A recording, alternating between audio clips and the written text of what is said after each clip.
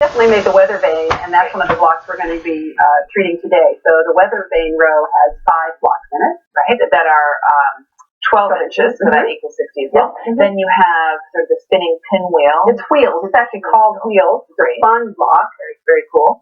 And the next one, I called it 5440 or fight, but it's actually not exactly that. It's kind of a variation of that. Well, and we must tell everybody, don't get your undies in a bundle about the names of blocks, because there are a lot of different names for the same block, and some of them really stick, and you can actually kind of make up your own name for something. Exactly. Really. Dutchman's Puzzle or Flying Dutchman there below. Those sunrise kind of blocks there. And then the last one is Texas Star. We're working on that today. We'll do that today. So we've got our 2 blocks for the day out in front. And so you've got the weather vane on the left and then the Texas Star on the right. So we're going to start with the weather vane. And these are all really pretty simple blocks. This would be a great quilt for a beginner or an intermediate person. And so weather vane really just involves 2 simple units for these units in the corners, in the 4 corners, the simple unit. And this, which is a little house top or home plate, someone called a home plate. It is cute. So that's what we're making. So I'm gonna slide these over just a little bit here, because that corner unit we break that down again, and that's what we always try to do for you, is like break it down into ever more simple units. That's what we do when we make patchwork. Absolutely. Okay. So we have 2 half-square triangles that have the dark pointed to each other, and then just 2 squares. So that's what we're going to make first. I've made so many of these units. One of the first quilts I ever made, Memories. Yes. I remember we had it on the show too, and people always ask me about that quilt. But so many of those, and I was very new. But once you get a few done, you can fire off a million of them. And weren't there like 70 pieces in each block of that quilt? There were 70 pieces. But if someone wants to make a hard quilt for their first quilt, don't really dissuade them. Just help them a little bit. And I think as a beginner, if you do something more involved, you actually fall in love with it a little bit more, because what you get at the end is so cool. If you do something too simple, you get kind of bored. I don't know. There are lots of ways to start, and whatever works for you. But making a hard quilt first is not a bad thing. Making a simple quilt, also, there's a lot to say for that. But anyway, what we do is we put our 2 squares together, the red and the light print, and then we have a special tool. And what we're doing is, with this tool, and you could do it with a ruler as well, is we're just marking a 1/4 inch away from the center.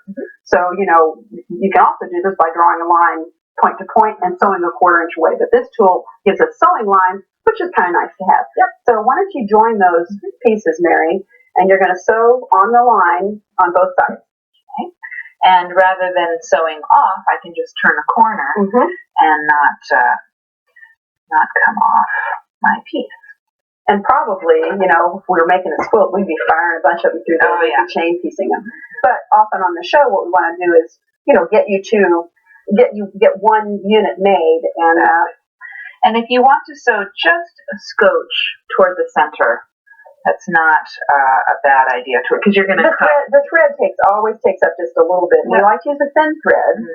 Most quilters do, because you don't want it. And I remember some of the thicker cotton thread we used when we first were sewing patchwork. I mean, really, it was fuzzy, and it took up a lot of slack there. Supplies have come a long way since those early days. Ever better. Okie dokie. Okay, so you're going to do that for each one of your corners. I'm going to just give it a little press, a little steam. Okay. And then you can cut these apart with scissors, or you can use your ruler and your rotary cutter. I a lot of times just use my scissors, because the math has already been taken care of in our cutting instructions. So you open one and I'll open one. Press toward the dark, especially when you have a real light fabric on the other side, so your seam doesn't show through.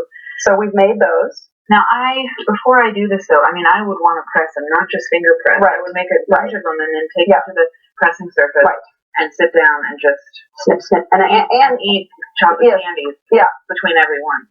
To reward yourself for the work you've done. You have to do that. And then I would cut the little dog ears off, too. So let's join this unit. We've made these 2. We've pressed them better.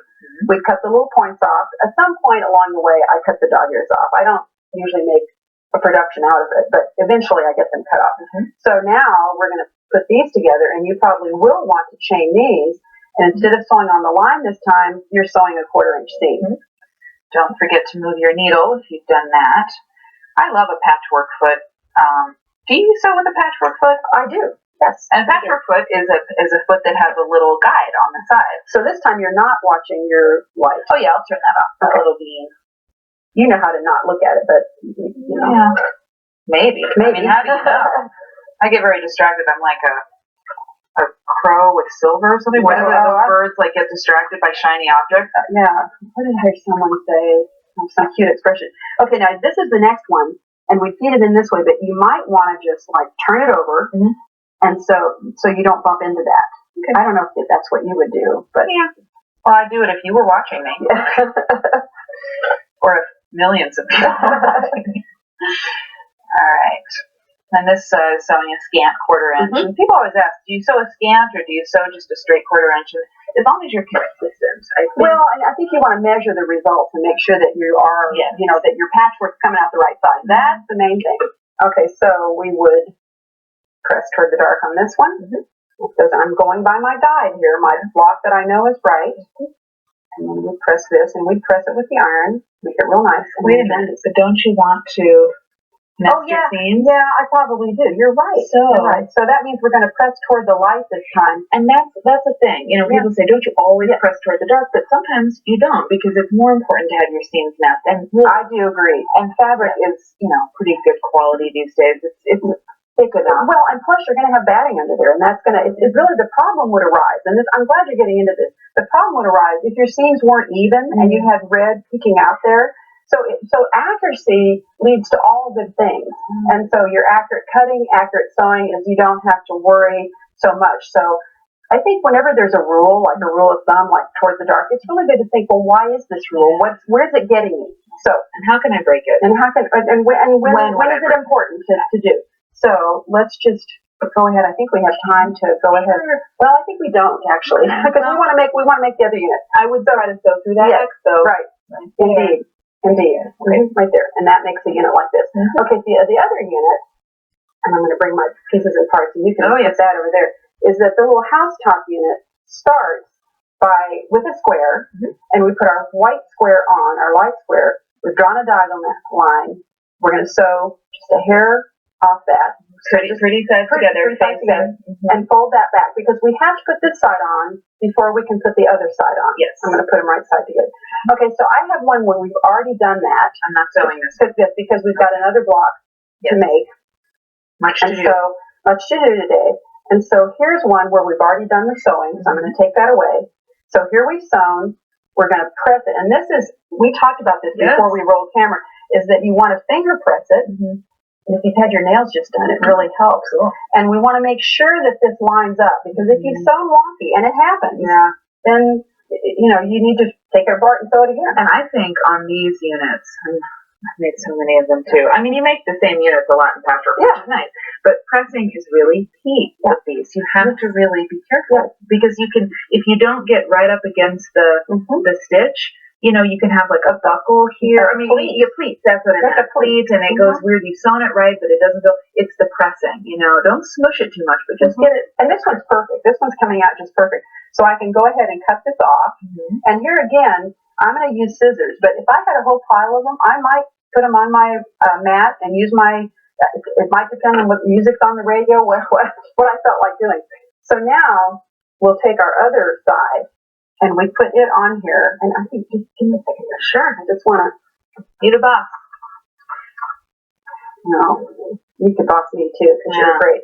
Okay, so now we've marked this square from corner to corner, and we line it up real well, and then you can pick it up and sew it however you want, Mary, but you're going to sew right on that line. Okay, basically right on that line. Because sometimes your machine wants to chew a little bit when it first gets started. I think I'll go here and start on just the two flat pieces, and it doesn't have to face the seam allowance. I guess you could make the argument for the other way too. Moving my needle back to the center position, because I have a sew line. There we go. Turn on my laser if I wanted to. Okay, drop down. I can kind of zoom through this a little bit faster.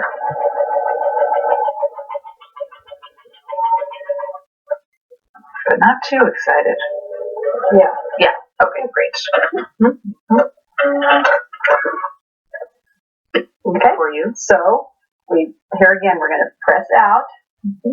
I really scratch it. This one looks great too. Okay, so we would trim the other side off. So I'm going to set this aside.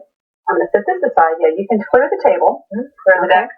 And so this is how this block goes together. I don't think we have time to sew it together today because we want to work with the Texas Star as well. But we do have time to show how we would do it. Cute. It's so cute. And it's a very easy block. I mean, if we were only working with one block, we would make this whole block today. And once again, I'm just so amazed. Everybody has their different methods. I would sew horizontal rows. I mean, like mother, like daughter, not always. Yes. Okay. So whip that away, why don't you, May? And since you like horizontal, I'm going to lay these completed rows out the horizontal way. Thank you. Okay. So there's that row, this row, and this row, and very important. We say this so often, you know, it never hurts to repeat it. But whenever you can, if you can press your seams opposite, and I like your term for it, locking seams. I've always called them abutted seams. But we press on this row, we press the seam toward the little home plates. We press toward the home plates on all of them, and that means that then these seams will abut, and you'll have a perfect block. I find too on blocks like this. Here, flip that back up. Blocks like this that have a center patch that's just a patch, it always wants to go out. I don't know why. It's just happier that way. Yeah. And then center out. Okay. So that's weather vane, a 12-inch finished block. Great. And then the Texas Star is in some ways even simpler. I mean, we've got a different type of sewing to do, but you know, we have the blue square in the center, and we have 4 light squares, one in each corner. So really the only patchwork unit is this kind of a double hourglass, or it's a special kind of hourglass that we've made before. So the way this starts is you need to have, because this hourglass unit has the sand going this way is brown and cream, and the sand going this way is blue. So you have to start with 2 types of joins, okay? So we have 2 blue squares, a print square, and a rough square. So I'm going to use that same tool, only the result is going to be different. And I'm going to mark it. And I don't know if you've got your machine back to where you need it to be. I keep standing up and sitting down. Yeah, I know that I'm the sewer today, so I should just because you're peppy. Yeah, I'm peppy. You've always been peppy. You're a peppy child. Nothing much changed. I'm kind of scrubbing along this just to make the mark so you can see it. Okay? Oh, so you're going to sew down one side and up the other. Okay. Think I'll do it all? You tell me. Yeah, go ahead. But put on the gas a little bit. Okay, yeah, I'll do that. And, you know, hold your patchwork lightly as you're sewing. Yes.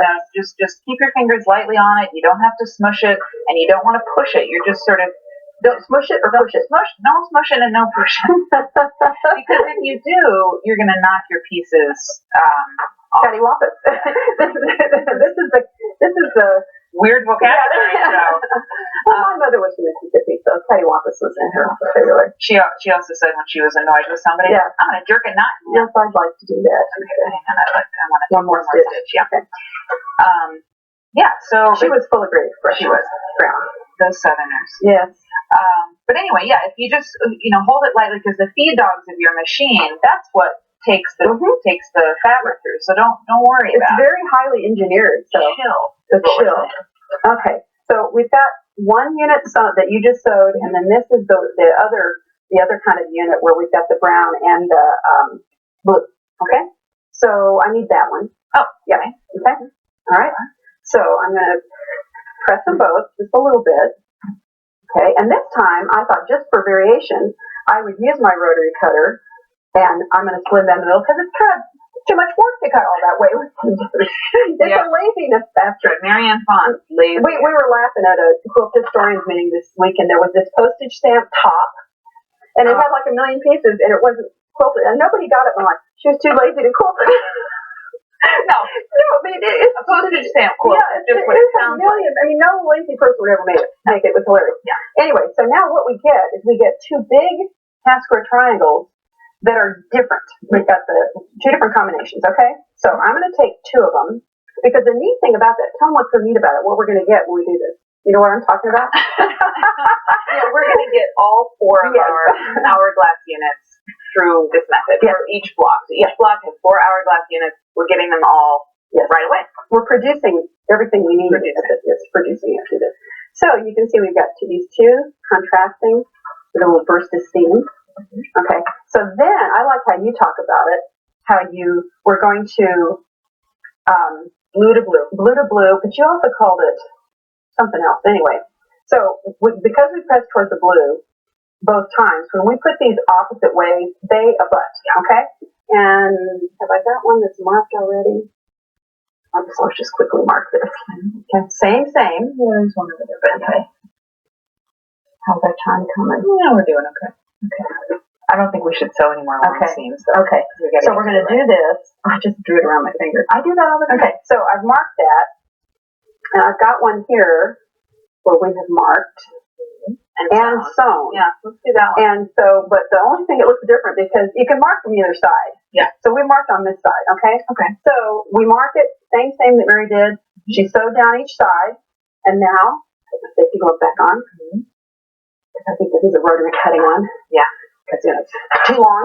I'm too lazy to use the scissors. I'm lazy. Yeah, lazy me. Okay. I'm lazy. I think everybody's got their thing they're lazy about, you know. Okay, so voila, you open one, I'll open one. Okay. I'm lazy about sweeping the floor. Okay, so look, so you get two that are exactly alike. Okay. Cool. So we press these all up.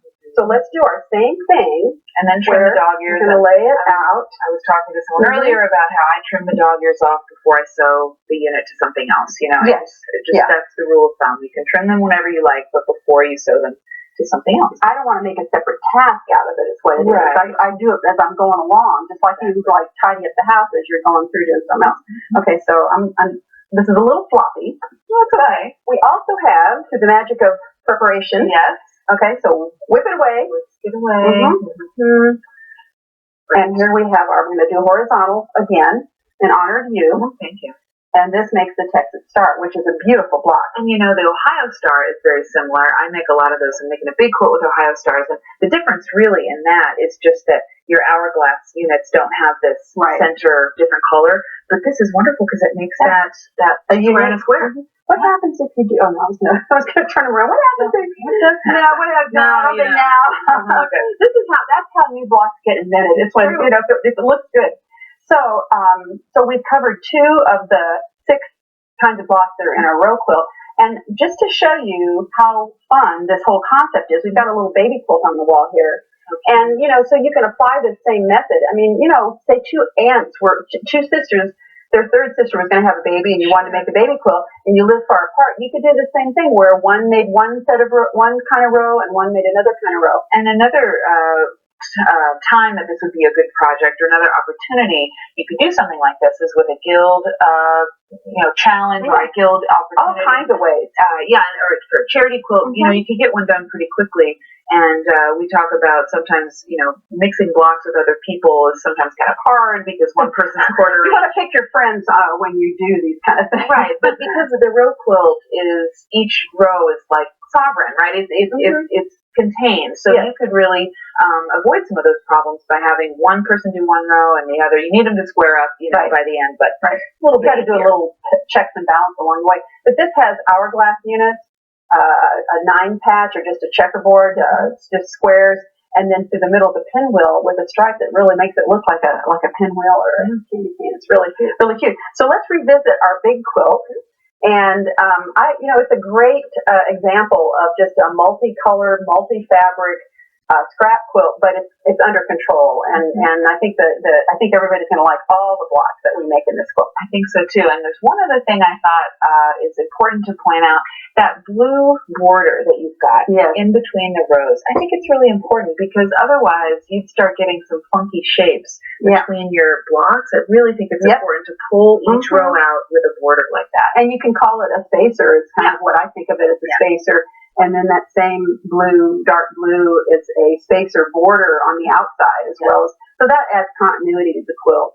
And really, you know, I don't think I told you this, Mary, but, you know, Liz had her scrap bag and I had my scrap bag, and we each had a separate group of fabrics. So the fabrics in my rows and her rows, none of them are exactly the same, which is just kind of a fun So, I mean, you can do it however you want. That's what's fun about patchwork and making quilts is you just kind of make up your own little rules and guidelines as you go along. I like it. Grab a pencil, tips, and other useful information coming up next. I've got a great tip to start with, Mary, and it's always so neat how people send us new things that we've never seen before. So this is from Sandy Hill from Gulf Breeze, Florida, and this is really neat because, you know, here's the front side, and she wants to tie off or secure her threads in the back. So what you can do, you know, you pull your threads to the back, you could thread a needle, which is hard because sometimes the threads are very short. So, and you've got to see the eye and all that. So what you've got is a needle threader. So the thread goes through that needle threader loop, and then you can just pull it through. You could even wind it through several stitches here on the back with this. Isn't that neat? Let's see if I can get under another one. See? Very good. I've got to kind of wiggle it there, but you get the idea. Far away. Yeah, far away, but you know, you could then thread it back through there and it's secure. That's Sandy Hill from Gulf Breeze, Florida. Great. Catherine Nieto has this really neat tip. She's just thinking, you know, using her brain. She says, I live in a state with high humidity. Sorry, she's in Cornelius, North Carolina. Catherine is. A recent project required water-soluble basting thread. Well, the thread in a humid environment could distort, so she got a packet of that silica gel. That comes in, you know, anything that needs to stay dry, you know, like vitamins. It comes in your shoes and everything. Exactly. So, what's in here? One of those little packets. Yeah. Okay, it's in there. Trust us, it's in there. Yeah, little silica gel, do not eat packet. Yeah. It goes And in then the there. thread's on top. Exactly. And you Great can idea. Pull it through this little guy. This is kind of the thread tip segment because I've got another thread tip. This is from Jackie Fenton from Kershaw, South Carolina. I didn't even know there were such things. This is a fishing line cutter. Oh. So, you know, I guess the guys wear this to cut fishing line. And so you can just wind thread under it. So it's a quick thread cutter that you can keep right on your finger there, close by. You don't have to pick up your scissors. You can find a lot in those tackle boxes. Yeah. I don't worry about the scissors in my lap poking my legs. Right. Renee Schooler in Burlington, Washington, keeps an empty mint tin beside her sewing machine to put old needles and bent pins in. And when the little box is full, you can throw it out, but it keeps those sharp objects safe before you throw them all in your garbage. Yeah, and you know which ones are the ones that are X pins. Exactly. This is a neat idea. I'll move this one away. This is from Jenny Botcher from St. Croix Falls, Wisconsin, and I've done this before. When you're changing your stitch width or length, keep post-it or sticky notes handy so that you can write down the settings if you want to get back to that setting. A lot of machines remember them, but you know, just in case, use your little sticky note. Post-its are essential. This is a tip that comes from Jan Comfort in Anderson, South Carolina. When she has finished a quilt, she uses leftover blocks and scraps. Before she moves on to her next project, she just sews a quick little gift bag or a wine bag. They're simple, they're fun to make, great to have on hand for gifts. You're not wasting anything. Nope. These are all great tips. Thank you. If you have tips you'd like to share, we'd love it if you send an example. You can mail them to Tips on Some Porter, P.O. Box 171, Winterset, Iowa, 50273. Or if you'd like to email your tips, that's another great way.